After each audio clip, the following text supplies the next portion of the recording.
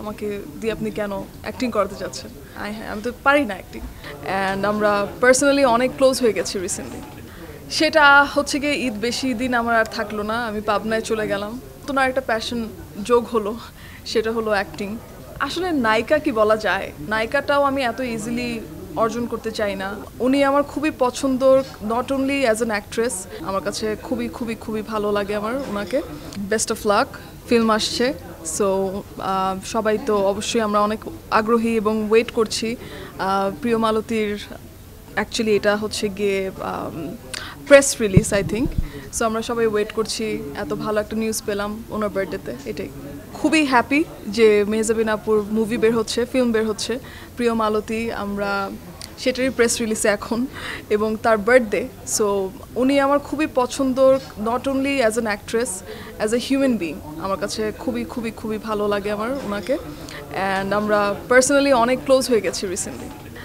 ঈদ তো পুরোটাই মনোগ্যামি ছিল। চাঁদ রাতে বের হলো ফিল্ম আমার, এবং খুবই স্পেশাল একটা ঈদ। চাঁদ রাত থেকেই শুরু হলো, যখন ফার্স্ট আমি স্ক্রিনিংটা দেখলাম চাঁদ রাতে। আসলে আমার তার কিছুদিন আগে স্ক্রিনিং ছিল, ওখানেও মেজেবিন আপু ছিল। সো আমরা সবাই একসাথেই ফার্স্ট দেখি আমাদের মনোগ্রামী। সেটা হচ্ছে গিয়ে ঈদ বেশি দিন আমার আর থাকলো না, আমি পাবনায় চলে গেলাম। সেখানে আমার একটা কনসার্ট ছিল। সো পুরা মাঠ জুড়ে অনেক অনেক মানুষ ছিল পয়লা বৈশাখে। তো ওইখানেই আমার শো করলাম, তারপরে ওই দিনই ব্যাক করলাম। আমার আসলে, আমি তো সঙ্গীত শিল্পী, আমার গানটাই মেইন কাজ, এবং কি বলবো, প্যাশন। কিন্তু গান অনেক আসছে সামনে, অনেকগুলো গান রেডি হয়ে গেছে, এগুলো আসতেছে।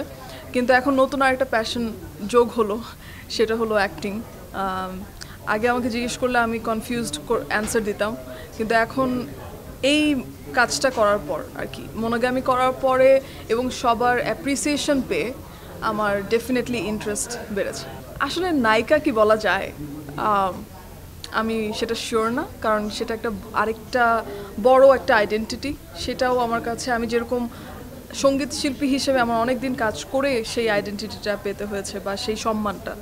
সো নায়িকাটাও আমি এত ইজিলি অর্জন করতে চাই না, আমি আরও কাজ করে, আরও ভালো ভালো কাজ করে তারপরে সেটা বলতে পারবো যে নায়িকা বলা যাচ্ছে নাকি। খুবই হঠাৎ করে আমাকে আর কি ফারুকি ভাই অ্যাপ্রোচ করে। তো আমি অবাক হয়ে যাই যে আমি তো আসলে সঙ্গীত শিল্পী, আমাকে দিয়ে আপনি কেন অ্যাক্টিং করাতে চাচ্ছেন?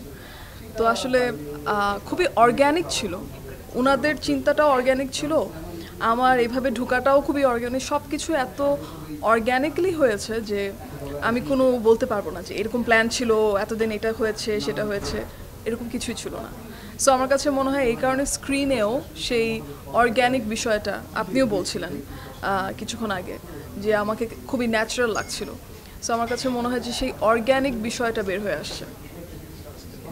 আমি যখন শুনি আমার কো অ্যাক্টর চঞ্চল চৌধুরী, আমার আসলে অনেক দিন টাইম লেগেছে সেটা অ্যাবজর্ব করতে, যে চঞ্চল চৌধুরীর সাথে আমার অ্যাক্টিং করতে হবে। হ্যাঁ, আমি তো পারি না অ্যাক্টিং। কিন্তু আসলে ফারুকি ভাই আমাকে যেভাবে প্রস্তুত করেছে, এক দুই হচ্ছে গিয়ে চঞ্চল ভাইকে আমি যখন ফার্স্ট মিট করি, ওনার যে অ্যাপ্রোচ, উনি যেই সাপোর্টিভ, এত স্বাভাবিক করে ফেলেছে প্রথম মিটেই, যে আমার কাছে পরের থেকে খুবই খুবই ইজি লাগছিল সব কিছু। এবং আমি আমি বুঝি নাই যে ওনার মতো একজন অ্যাক্টর এত ডাউন টু আর্থ হতে পারে।